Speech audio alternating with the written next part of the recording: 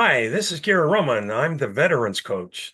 And today's transition tip for veterans is develop your plan. I've talked to a lot of veterans over the last 8 years. I've done a lot of research on this particular topic. 75% of veterans indicate that transition was harder than they expected. In fact, I've been doing some podcasts with veterans that have transitioned out.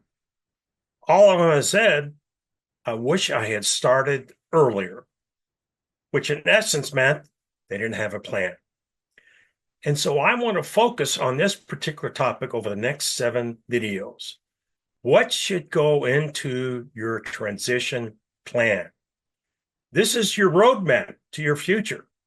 I don't know about you, but I depend on Siri quite a bit to get me to where I want to go. It's a GPS. The same thing can be applied to your transition plan. It's a roadmap to your future.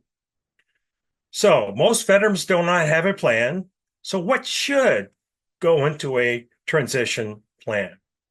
Well, the first aspect or the first section of your plan should be determine where you are now. You want to know more? Stay tuned for my next video. I'm going to have 7 videos with different sections that go into your transition plan. And on my next video, the section will focus on understand where you are now.